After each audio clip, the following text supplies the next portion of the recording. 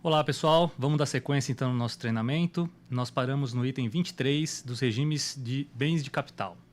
Aqui rapidamente para deixar claro para vocês que foram mantidos os benefícios que nós tínhamos, principalmente em relação a PIS e COFINS, também agora a gente encontra a manutenção desses benefícios na legislação de IBS e CBS. Por exemplo, reporto, rede, renaval, então tudo isso vai ser mantido. Antes o foco disso era PIS e COFINS, agora a gente vai ter uma extensão desse tratamento tributário diferenciado para IBS e CBS. Mas isso também ainda falta regulamentação. Já tem previsão, tem alguns artigos específicos para isso, mas ainda falta bastante regulamentação. Outro ponto é a questão dos créditos de IBS e CBS. Isso foi bastante discutido, isso foi um pleito antigo em relação à matéria. Em relação a bens de capital, ou seja, máquinas, equipamentos que são adquiridos, principalmente como investimento na atividade fabril, está previsto que o crédito de IBS e CBS vão ser feitos de forma integral e imediata na aquisição dos bens. Isso implica dizer que nós não temos mais aquela modalidade de crédito em 1,48 avos, como nós temos no ICMS, toda aquela obrigação de SIAP, bloco G. Então, tudo isso também cai. Agora, o crédito ele é imediato. Em relação a PIS e COFINS, a gente já está acostumado, porque desde 2012 já tem a previsão para tomar crédito de forma imediata e integral para algumas atividades. Para outras, o contribuinte ainda tinha que observar o crédito em 1,48 avos, o contribuinte ainda tinha que observar o crédito sobre a depreciação. Então, agora não mais o crédito vai ser imediato e integral. Uma boa previsão pensando em investimentos. Também está previsto que o Poder Executivo ele pode, em algum momento, em alguma medida, desonerar também os bens de capital. De que forma? De forma que isso não seja tributado nem na importação, então pode ser, ainda não está valendo, tá? Vai depender do poder discricionário do Poder Executivo, instituir algum tipo de diferimento ou suspensão de IBS e CBS no momento da importação, ou até mesmo dentro do mercado nacional. Isso é legal para evitar também eventual acúmulo de crédito. Uma vez que a compra me gera um crédito imediato integral, pode ser que, em função do volume da aquisição, do valor envolvido, pode ser que o contribuinte tenha ali um acúmulo de crédito de saldo credor. Então, seria bem importante, seria bem legal se realmente isso fosse instituído para o contribuinte já comprar um bem de capital sem a tributação. Se bem que, e por outro lado, está previsto a devolução dos créditos, como eu falei várias vezes para vocês. Então, se está prevista essa devolução dos créditos, também não deveria ser um problema a operação vir tributada se na sequência eu tenho a devolução. A gente está falando ali de um gap de até 6 meses para ter essa devolução. Então, a gente está falando de um fluxo de caixa dos contribuintes. Item 24 da nossa apostila, pessoal, a gente começa a tratar então de cashback. Aqui eu vou passar bem rapidamente, porque isso aqui envolve um aspecto bem específico da população e envolve também pessoa física. Então, a gente, como o foco aqui do nosso treinamento, do nosso curso, é tratar do contribuinte empresa, né, do ponto de vista da pessoa jurídica, então aqui a gente só vai dar uma pincelada bem rápido para entender esse assunto. Então, está previsto desde a Constituição, né, desde a Emenda Constitucional 132, e foi um pleito também importante, a possibilidade de instituição de um cashback, ou seja, de uma devolução de IBS e CBS para os contribuintes. Então, isso passou na Emenda Constitucional. Isso está previsto aqui na Lei Complementar 214, mas também com uma menção ou algumas passagens bem importantes, delegando boa parte do mecanismo ao regulamento que vai vir. Então, o que nós temos aqui realmente são só os contornos do cashback. Está previsto, então, que vai valer para CBS e IBS. Está previsto que ele engloba ali pessoas, a unidade familiar de baixa renda, que tem lá o cadastro único dos programas sociais, o CAD único. Então, são essas pessoas que vão ter direito a pleitear algum tipo de cashback, de devolução de IBS e CBS. Basicamente, vai atingir, então, pessoas ou renda familiar mensal per capita de até meio salário mínimo nacional. Então, eu olho ali para a família e vejo ali no mix da família se a renda mensal ali de cada pessoa chega até meio salário mínimo. Se caso sim, aí sim essa família vai ser elegível para efeito de cashback. Então, tem que ter o CAD único e tem que observar isso também. Além de ser residente em território nacional, óbvio, e também ter situação regular de CPF. Então, por enquanto, a gente tem isso previsto. Adicionalmente, a lei complementar fala então que o regulamento vai tratar e vai disciplinar do tema, mas nós encontramos ali algumas previsões que já foram tratadas na própria lei complementar. Como, por exemplo, a gente já tem ali restituição de 100% de CBS e 20% de IBS, ou seja, o contribuinte vai pagar pelo tributo, porque, como eu falei para vocês, o adquirente, quando compra alguma coisa agora, ele paga pelo tributo por fora, então quem suporta o ônus do tributo é sempre o adquirente. Então nós estamos falando de pessoas de baixa renda que entram desse contexto, que vão em algum momento pagar o tributo e que vão ter acesso à possibilidade de devolução. Então a gente tem possibilidade de devolução de 100% de CBS e 20% para IBS nos casos de botijão, até 13 quilos, de gás, por exemplo, liquefeito, de energia elétrica, de abastecimento de água, de esgoto sanitário, gás canalizado e telecomunicações. Então isso já está previsto de forma mais clara e quais são os percentuais de devolução que vai acontecer. Para outros casos que ainda não estão tratados na lei complementar, que a gente ainda vai conhecer, está previsto ali um reembolso, né, vamos chamar assim, de 20% de CBS e de IBS e CBS para os demais casos. Quais casos? A gente ainda vai conhecer tudo isso. A devolução, então, vai depender ali da análise do consumo familiar e ela vai se dar a partir de janeiro de 2027 para a CBS, que é quando entra em vigor a CBS, a partir de 27, e a partir de janeiro de 29, que é quando entra em vigor o IBS full, né, quando ele começa a aumentar, ter a progressividade, começo a ter a devolução também. Mas tudo isso ainda, pessoal, está muito genérico, ainda se discute muito como vai funcionar o mecanismo, né? Como que a pessoa de baixa renda vai ter acesso a esse valor, né? Se vai ser um depósito em conta corrente, se vai ser num cartão. Então, toda essa parte operacional nós ainda não conhecemos, mas está previsto, foi um pleito forte durante toda a construção da reforma tributária e da emenda constitucional. Fora isso, nós temos também a cesta básica, né? Acho que vocês acompanharam a questão da cesta básica, onde gerou muita discussão e foi previsto ali uma cesta básica de alimentos, onde fica reduzida a zero a alíquota de IBS e CBS para esses produtos da cesta básica. O que nós temos agora de novidade com a lei complementar? Nós temos, de fato, um anexo. A lei complementar tem vários anexos. O primeiro anexo da lei complementar já é a lista da cesta básica. Então, a gente estava esperando por isso, porque nós sabíamos que existiria uma cesta básica nacional e que essa cesta básica gozaria de alíquota zero de IBS e CBS. Então, agora nós temos, isso está previsto no anexo 1, inclusive nós colocamos aqui no nosso material, na nossa apostila, todos esses produtos. A gente está falando de basicamente 26 itens que compõem a cesta básica, eu não vou ler todos para vocês, mas a gente está falando de arroz e assim, para cada item eles também foram colocando a descrição e o NCM. Isso eu acho bem legal porque ajuda no enquadramento, né? Então tem arroz e tem os tipos, qual NCM que se enquadra, tem leite, leite em pó, manteiga, margarina, café, feijão, farinha. Então tem uma série, açúcar, massas. Então para cada um eu tenho uma lista, eu tenho a descrição e tenho o NCM desses produtos. Então para todos esses 26 itens da cesta básica, nós estamos falando que vai ser aplicada a alíquota zero de IBS e CBS. Como nós vimos também, para quem tem alguma operação sujeita a alíquota zero, então vamos supor que nós estamos falando de uma empresa que vende o leite, que vende o arroz, que vende a margarina. Essa empresa vai gozar de alíquota zero, mas pensa que a operação para trás ela foi toda tributada. E como nós vimos, inclusive no desenho que eu coloquei para vocês, essa empresa vai ter direito à manutenção do crédito. Então, ela vai ter crédito da não cumulatividade plena para trás, vai recuperar esses créditos, vai vender com alíquota zero. Dependendo do que ela vende, do mix do que ela vende, ela vai ter um acúmulo de saldo credor. E como nós vimos, acúmulo de saldo credor é passível de ressarcimento agora. Então, também esta também é uma hipótese de ressarcimento de IBS e CBS.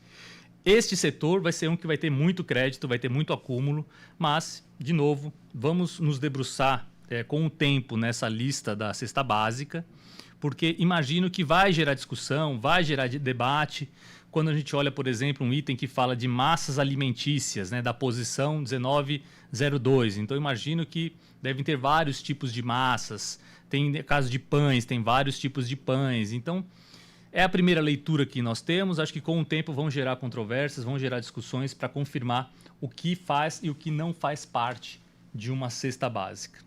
Bom, agora na sequência a gente entra nos regimes diferenciados, no item 25 da nossa apostila. O que nós falamos até agora foi da alíquota, né? Nós já percorremos essa questão de alíquotas, já vimos que a alíquota então vai ser padronizada, vai ter uma alíquota de referência.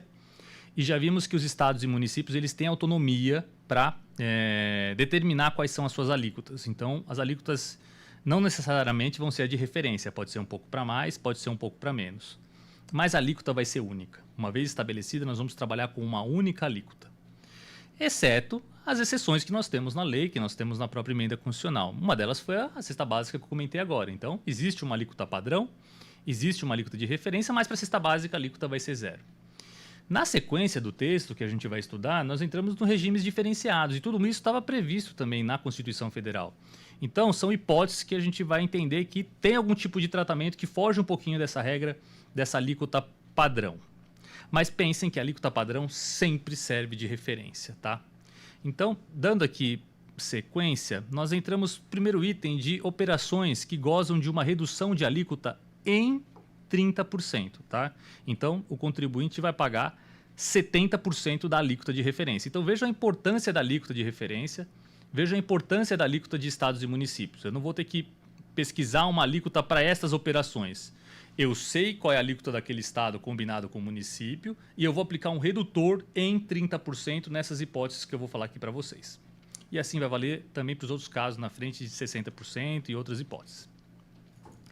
Mas o que passou, né, depois, isso foi na reta final, né, da discussão da emenda constitucional, o que passou foi uma redução em 30% para casos de serviços, basicamente, mas são os serviços profissionais, né? Então, são aqueles que são exercidos, que exercem atividades intelectuais de natureza científica, literária ou artística, submetida à fiscalização por conselho profissional. Então, nós estamos falando de serviços profissionais e que dependem de algum tipo de fiscalização de conselho.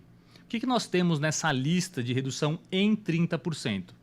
Administradores, advogados, arquitetos, assistente social, bibliotecário, biólogo, contabilista, então nós contadores estamos aqui nessa lista, economistas, profissional de educação física também está aqui dentro, engenheiros, estatísticos, médicos, museólogos, químicos, profissionais de relações públicas, técnicos industriais e técnicos agrícolas. Essa é a lista toda, tá? Ali para vocês aqui a lista toda que goza dessa redução em 30% da alíquota. Então, vai pagar 70% da alíquota de IBS e 70% da alíquota de CBS.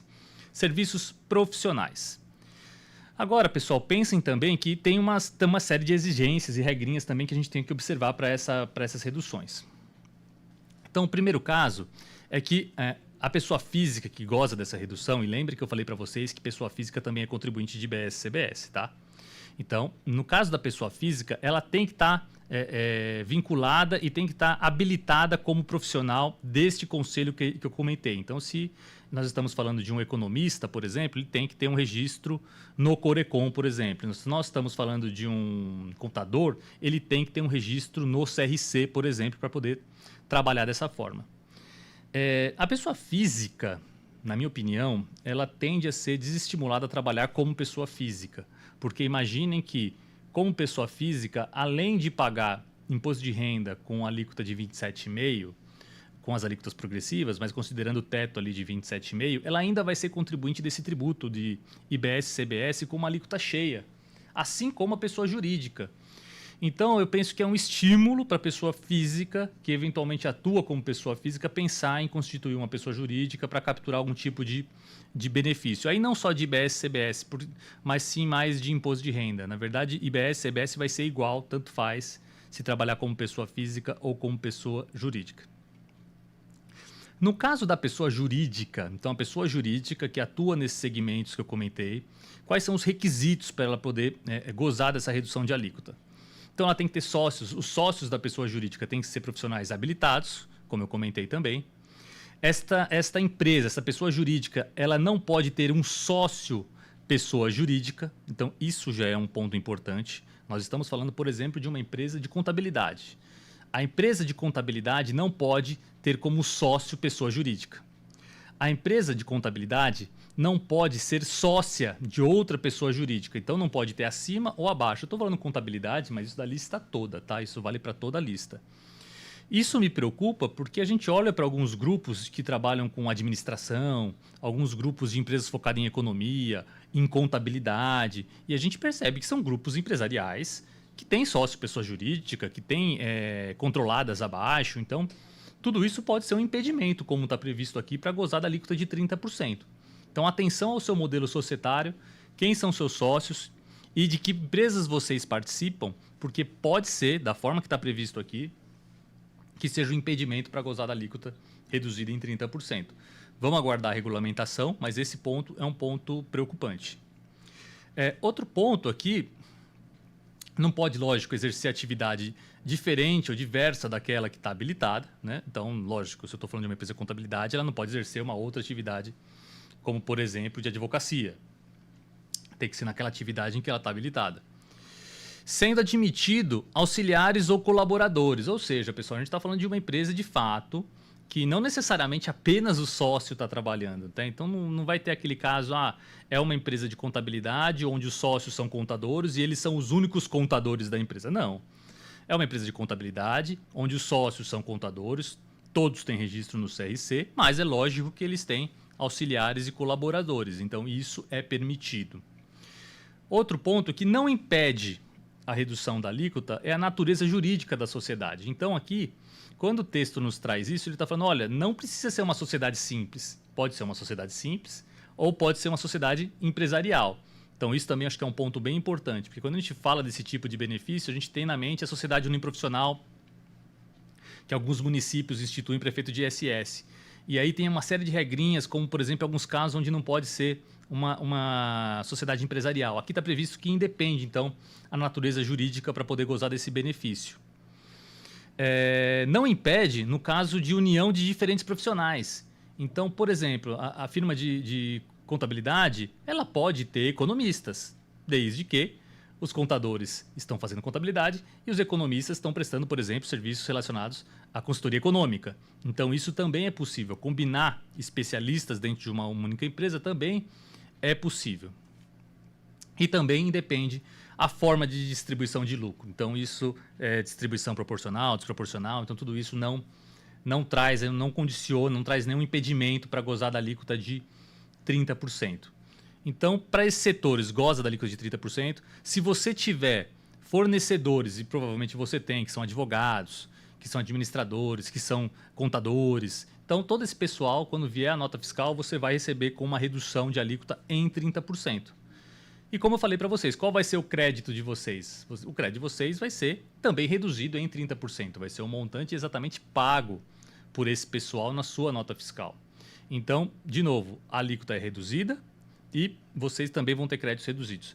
E para a empresa de contabilidade, de advocacia, médico que está aqui dentro, que tem uma alíquota reduzida na saída, os créditos da não cumulatividade também são permitidos e são créditos cheios. Então, a alíquota reduzida em 30% na saída não impede a manutenção do crédito ou não obriga um crédito também reduzido em 30%. Então, o crédito vai ser integral decorrente daquilo que o fornecedor pagou na etapa anterior da cadeia. Tá? Então, esses são os casos que nós temos de redução em 30% de alíquota.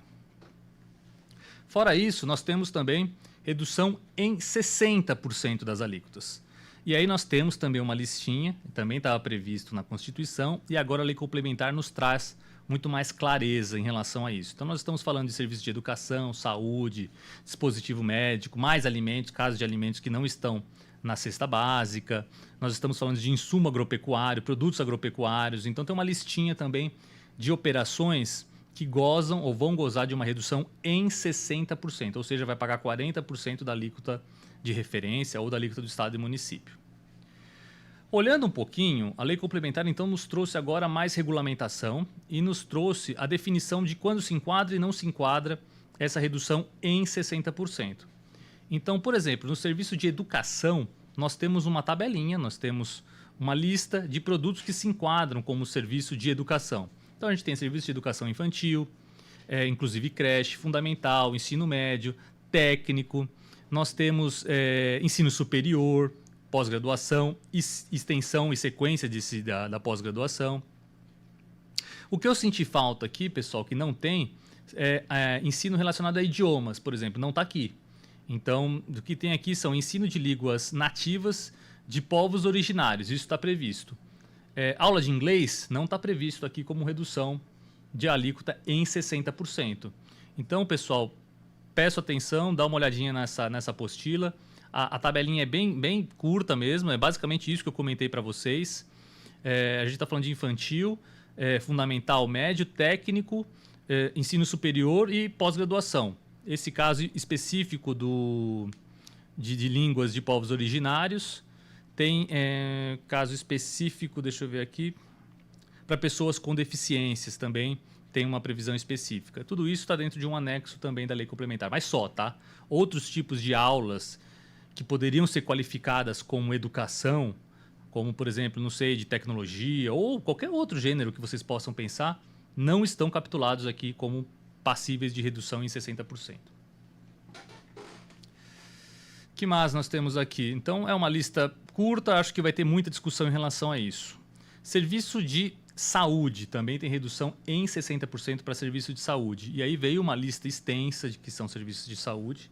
E nós não estamos falando necessariamente de serviços médicos, tá? Então, essa lista é extensa e nos traz, por exemplo, psicologia, nutrição, farmacêutico, fisioterapia, cuidado de idosos. E a gente tem até casos aqui funerários que se enquadram como serviços médicos. Então, serviços ligados à saúde, tá? Então, não necessariamente nós estamos falando de médicos, mas sim todo um grupo de saúde que goza desse benefício. Na nossa apostila, nós não colamos a tabela toda porque ela é muito extensa, mas a gente menciona aqui que está tudo no anexo 3 da lei complementar. Então, peço para vocês darem uma olhadinha nesse anexo 3. Nós temos também, pessoal, dispositivos médicos. Dispositivos médicos também tem uma listinha, que é o anexo 4 da lei complementar, que também determina quais são as hipóteses que nós temos de dispositivos médicos. Peço para vocês também darem uma olhadinha. Temos também redução para dispositivos de acessibilidade próprio para pessoas com deficiência. Então, também tem um anexo, também tem uma lista com toda a NCM e produtos que se enquadram como produtos para pessoas com deficiência. Temos medicamentos. Medicamentos, pessoal, não tem uma lista.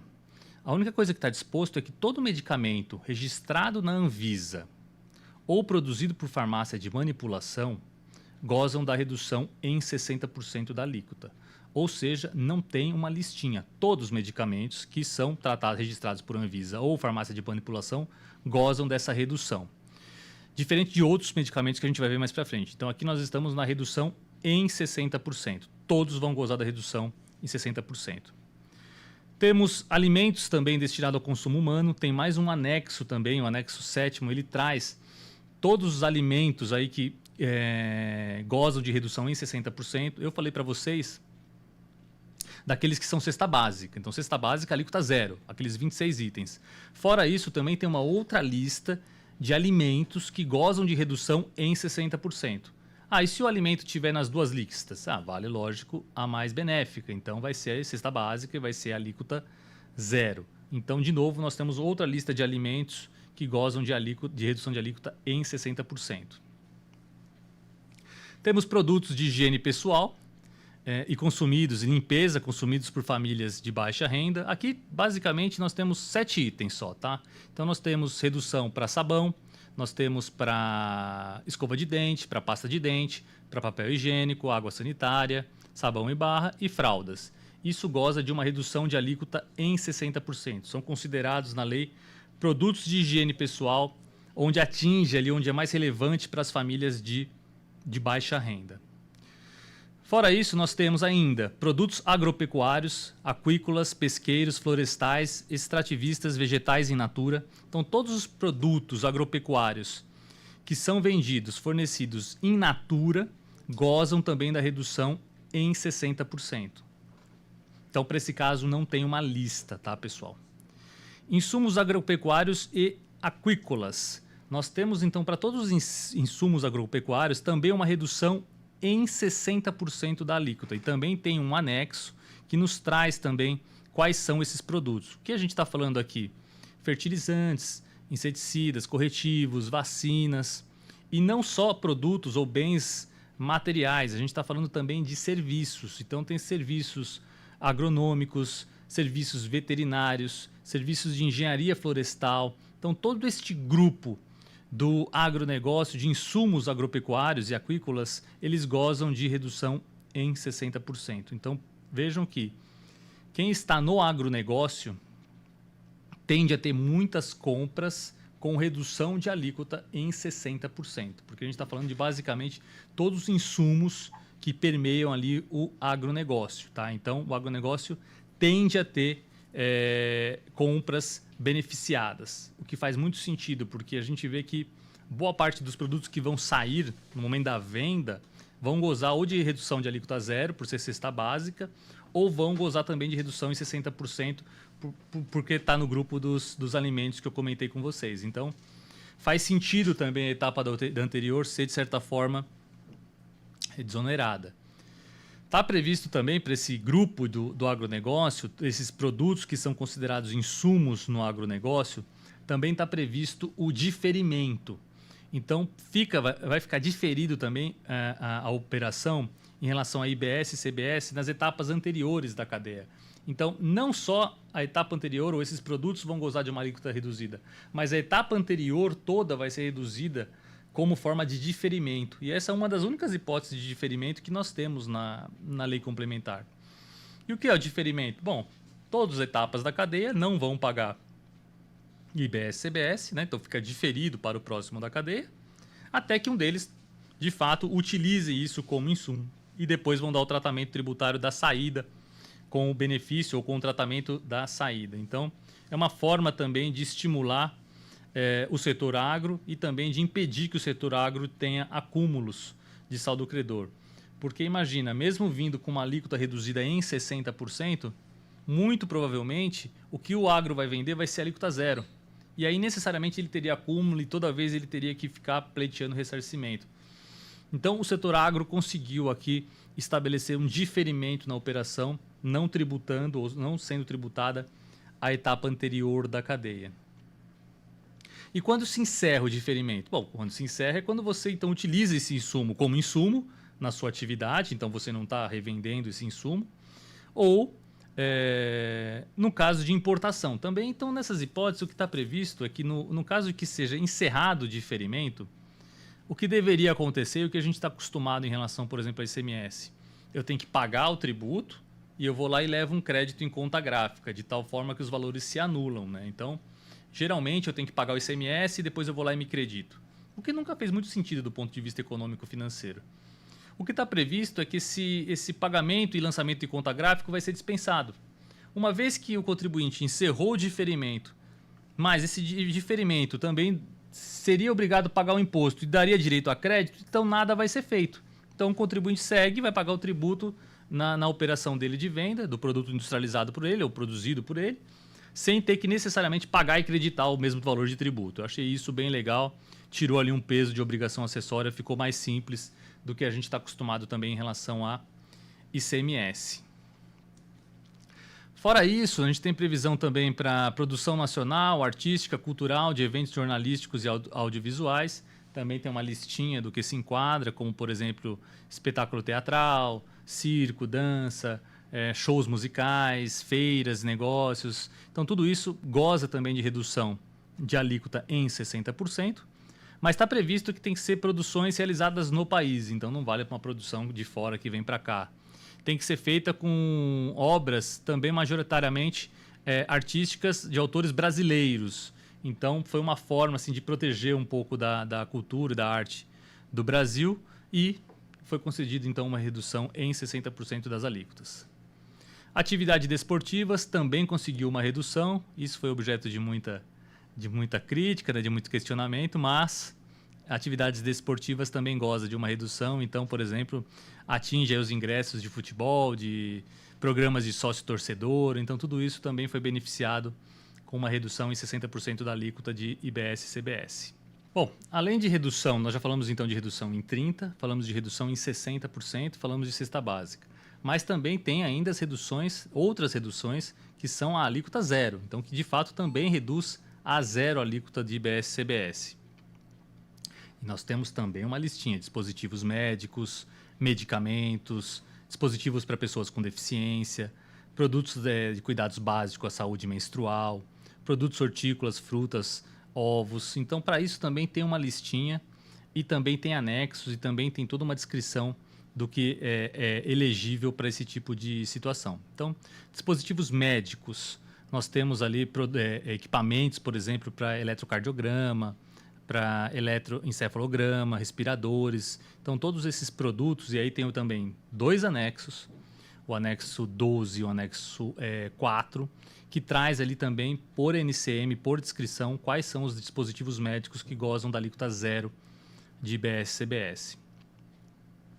Temos dispositivos de acessibilidade próprio para pessoas com deficiências, também tem uma listinha, também tem anexos que trata disso.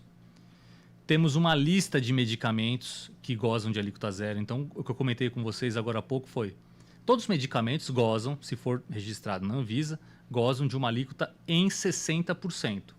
Ponto.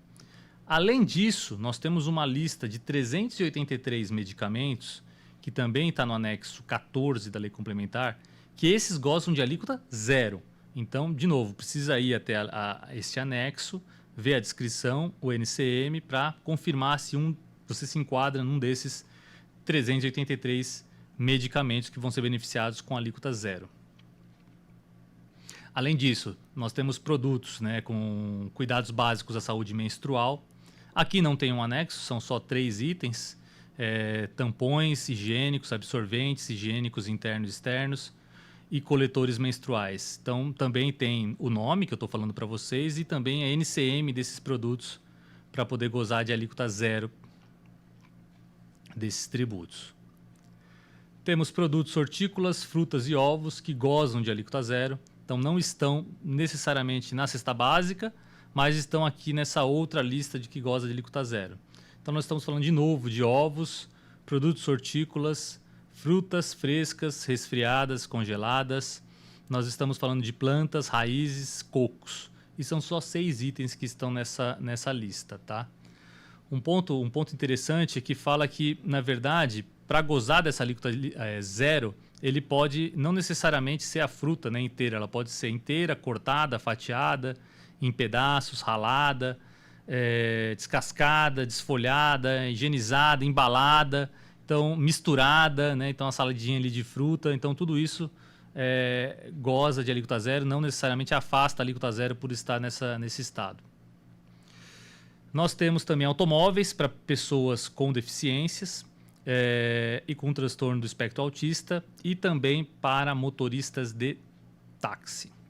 Este aqui eu não coloquei toda a lista de exigência no material, pessoal. Peço que vocês depois vejam lá na lei complementar com mais detalhe, mas a lista é bem extensa de condições, de regras que tem que ser observada para as pessoas se beneficiarem da redução alíquota zero, tá? Então, a lista de exigências, de laudos, de certificação para você atestar que você tem realmente, que você é elegível em função desse tipo de deficiência física, visual, auditiva, mental, severa ou profunda, e até mesmo a questão do espectro autista. Tudo isso vai ter que ser comprovado e tem uma lista bem extensa de regras que tem que ser observadas, tá? Parece que foram criadas mais burocracias, mais aspectos que precisam ser provados para o contribuinte poder se beneficiar dessa alíquota zero. Fora isso, isenção também. Agora, então, falamos de redução de alíquota, 30%, falamos de redução 60%, redução a zero, cesta básica, temos também isenção.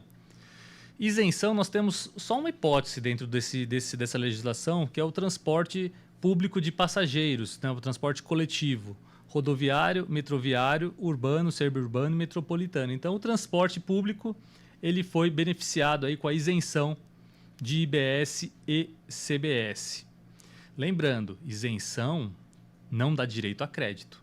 Então, uma empresa transportadora que goza dessa isenção, esta sim vai ser prejudicada em relação à não cumulatividade, porque a saída com isenção impede a manutenção dos créditos da etapa anterior da não cumulatividade.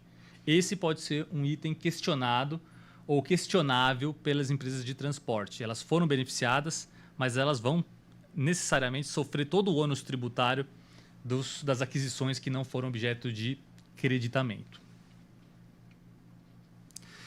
Temos também, pessoal, um tratamento diferenciado bem específico para produtor rural. Mas produtor rural, aquele que tem uma receita inferior a 3 milhões e 600 de reais por ano. Então a gente está falando realmente daquele pequeno produtor rural.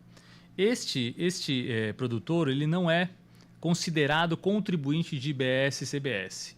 Então qual foi o objetivo? Pegar aquele pequeno produtor, aquele microprodutor e realmente não colocar nele todo o fardo, toda a exigência de ter um cadastro, de apurar esses impostos, de ter a não cumulatividade, porque seria extremamente difícil para esse pessoal conseguir implementar tudo isso. Então, para esses produtores foi estabelecido ali a possibilidade de não ser considerado contribuinte. Por outro lado, esse produtor pode, em caso de opção, ele pode ser contribuinte de IBS e CBS regularmente. Então vai ser uma opção que ele vai ter que exercer se ele quer ou não ser contribuinte.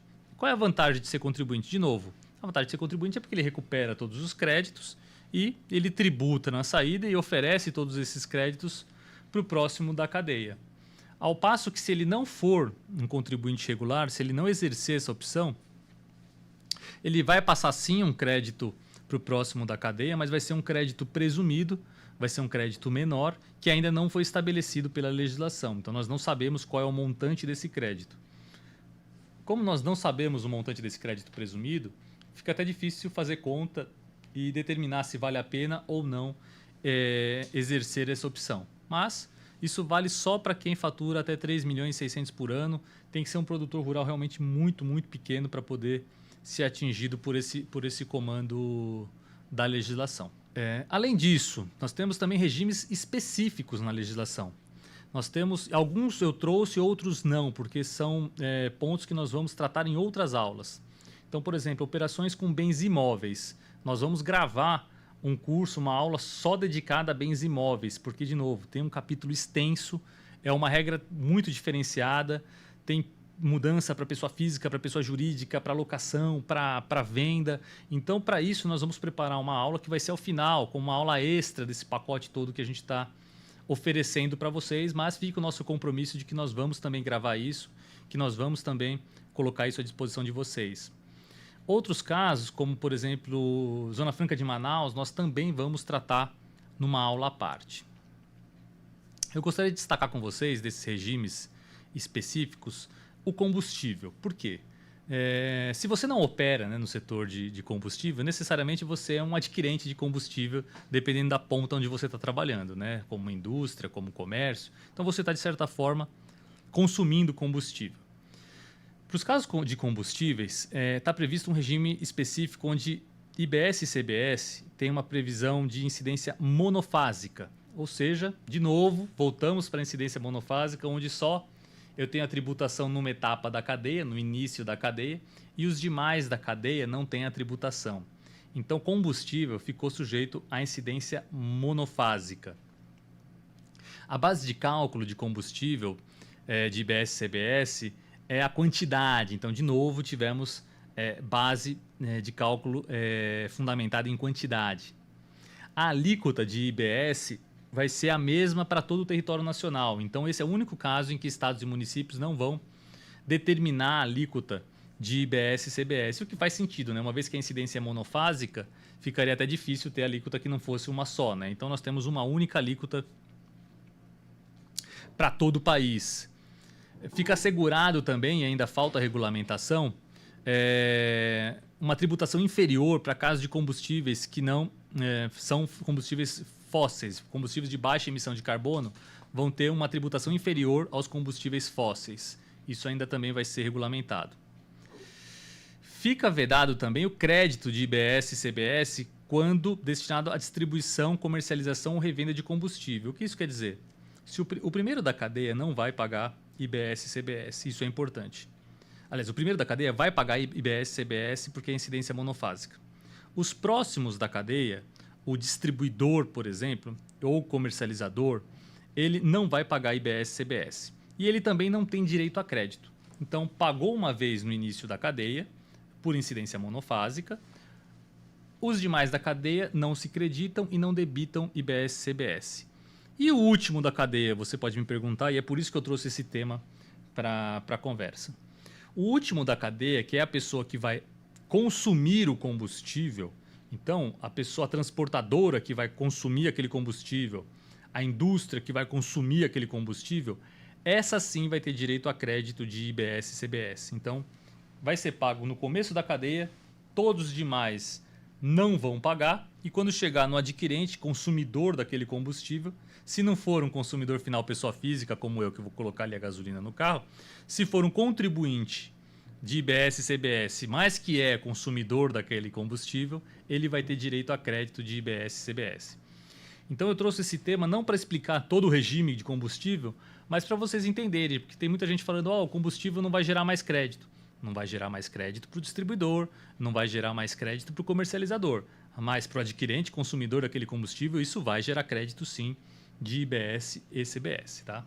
Bom, ainda em relação aos regimes específicos, nós também temos o caso das sociedades cooperativas. Isso também tem gerado discussão, o pessoal tem me procurado, mas na verdade a gente tem pouca legislação, ou a Lei Complementar 214 ainda tratou muito pouco das cooperativas. O que está previsto, por enquanto, dentro do regime específico de sociedade cooperativa? Que as transações que acontecem entre ou quando o associado fornece bem ou serviço à cooperativa, ou o contrário, quando a cooperativa fornece bem e serviço ao associado, essas operações poderão ser tratadas com alíquota zero. Então, o contribuinte vai ter a opção de aplicar a redução da alíquota zero nas operações onde ele entrega alguma coisa para a cooperativa, bens e serviços, ou a cooperativa entrega para ele algum bem e serviço. Então, isso é uma opção. Penso que isso está aderente à legislação que nós já temos hoje, né, pensando em matéria de cooperativa. E também entendo que a maioria das cooperativas devem assim tratar, né, porque é o que mais faz sentido essa transação entre associado e cooperativa não ser tributada. Isso está previsto também, essa possibilidade também vale entre cooperativas singulares, centrais, federações e confederações. Então, todas essas transações entre cooperativas, entre associado, né, entre o cooperado e a cooperativa, ou entre cooperativas, né, isso também pode ser tratado com alíquota zero de IBS e CBS. Mas todo o tratamento, todo o regramento também ficou delegado ao regulamento. Aí vocês podem perguntar, poxa, em relação aos créditos, né? Como é que funcionam os créditos decorrentes da não cumulatividade? Então, está previsto também que se essa transação, se essa operação foi tratada com alíquota zero, então se o associado entregou algo à cooperativa com alíquota zero, ele vai ter um acúmulo de saldo credor. Então, neste caso, está previsto que ele também pode transferir o saldo credor para a cooperativa, porque ela sim vai precisar desse crédito em função da não cumulatividade ou da operação que vai ser tributada na sequência. Então, está previsto que cada associado poderá transferir créditos para a cooperativa. O desafio aqui que eu coloco é que ele fala que esse crédito que o cooperado, que o associado vai entregar para a cooperativa, tem que ser necessariamente vinculado, o crédito vinculado àquilo que ele está entregando para a cooperativa.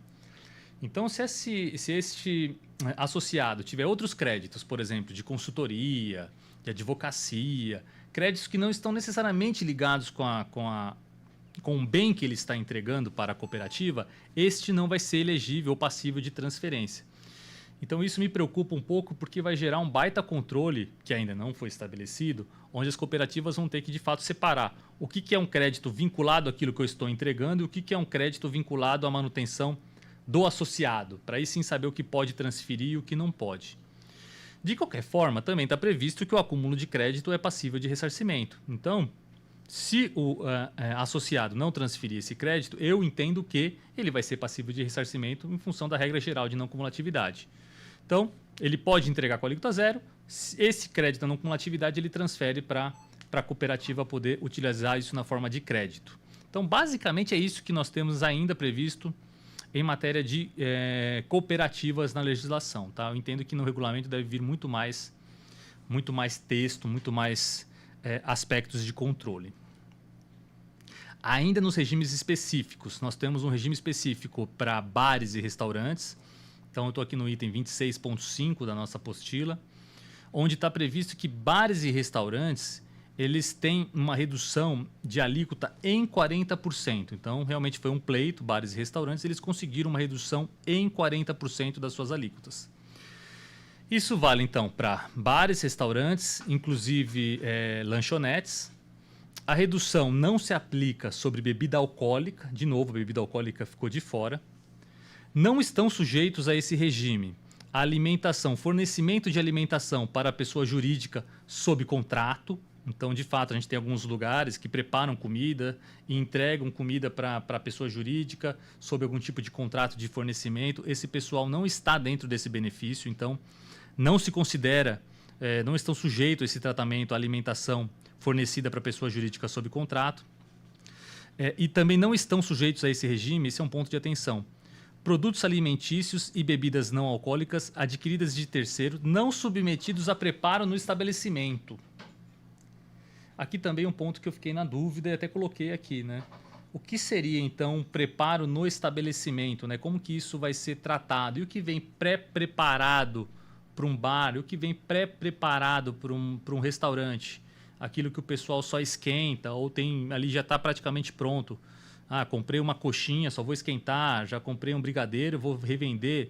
Isso tudo não é feito, não é preparado no estabelecimento. Isso já vem de fora.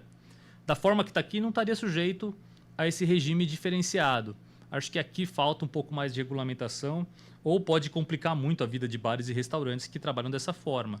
Então, da forma que está previsto, não goza da alíquota de 40%. E bebidas alcoólicas, como eu falei, ainda que preparadas no estabelecimento. Então, se você preparar ali uma caipirinha, um drink, qualquer coisa, isso não vai estar sujeito à redução de alíquota. Então, pense que o contribuinte de bar e restaurante ele vai ter que separar receita de bebidas alcoólicas, de não alcoólicas e daquilo que ele preparou ou não preparou no estabelecimento. Ou seja, começou a ficar trabalhoso também o tratamento tributário de bar e restaurante. O que fica excluído da base de cálculo de IBS e CBS para bar e restaurante? A gorjeta, o valor da gorjeta, ela não vai ser incluída na base de cálculo, desde que ela seja repassada integralmente ao empregado. Então, de novo, vai ter toda a discussão de como eu demonstro que aquela gorjeta, de fato, foi repassada ao empregado, né? Então, será que isso vai ser via nota fiscal? Vai ser por dentro? Será que eu vou fazer o split na hora do pagamento? Será que eu vou ter que entregar o dinheiro por fora pro empregado? Como que vai funcionar esse controle? Também não está claro. Só está claro que a gorjeta não entra na base de cálculo desde que repassada integralmente ao empregado, ao garçom, ao cozinheiro, enfim, não pode ser um dinheiro da empresa. Desde que o seu valor não exceda 15%. Então, não vale lá a gorjeta de 20%, por exemplo, que alguns lugares estão cobrando. Não vale para efeito de exclusão dessa base de cálculo. E, deixa eu ver aqui mais. Os valores não repassados aos bares e restaurantes pelo serviço de entrega e intermediação de pedidos por plataforma digital. Então, isso também fica excluído da base de cálculo, né? Os valores, então, repassados para entregadores que a gente tem, para motoboy, isso tudo também não vai ser base de cálculo de IBS e CBS. E até coloquei uma dúvida aqui, como que vai controlar tudo isso? Porque geralmente isso tudo já está dentro do preço, né, do produto, né? Já está dentro do preço da comida, dentro do preço do alimento. Então vamos ter que separar isso também.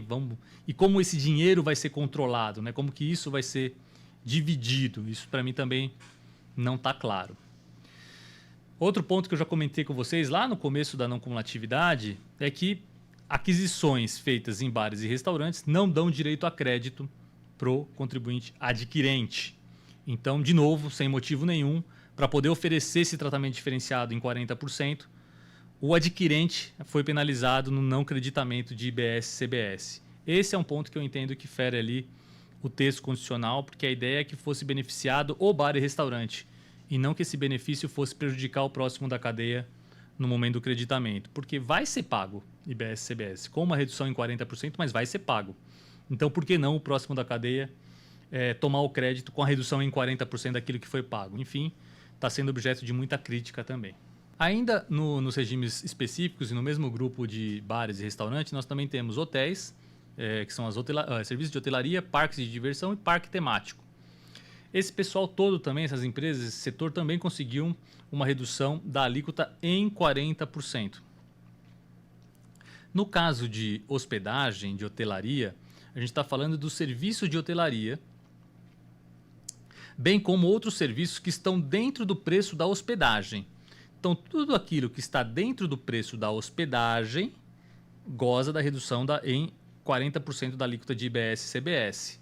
E aqui eu coloco outras coisas, como por exemplo, dentro de um hotel você não tem só serviços que estão dentro do valor da hospedagem. Você tem geralmente tem outros serviços ali dentro. Então, se você tiver uma lavanderia, se você pedir algum serviço, não sei, massagem, estética, outras coisas que geralmente tem em algum tipo de hotel, tudo isso vai ser à parte. Então, o hotel só vai poder se beneficiar da alíquota de redução em 40% do serviço de hospedagem, daqueles serviços que estão já embutidos na hospedagem. E aqui eu coloquei um ponto também que é o café da manhã, não está previsto. Então vamos ter de novo uma discussão, porque café da manhã em muitos hotéis está dentro do preço da hospedagem. Alguns hotéis cobram por fora, alguns hotéis já consideram isso no preço da hospedagem. Da forma que está previsto, eu entendo que o café da manhã, como está dentro do serviço da hospedagem, vai ter o tratamento de redução em 40% também como sendo hospedagem. Mas não tem essa previsão legal na Lei Complementar 214, talvez isso venha, então, posteriormente. E, de novo, os serviços de hotelaria, parques de diversão e temático. Diversão e temático vamos deixar um pouco de lado, né? Mas hotelaria também está previsto que não passa direito a crédito para o adquirente. Então, se você colocar algum empregado, ficar hospedado num hotel a trabalho, ainda assim está previsto que isso não vai dar direito a crédito. Por quê?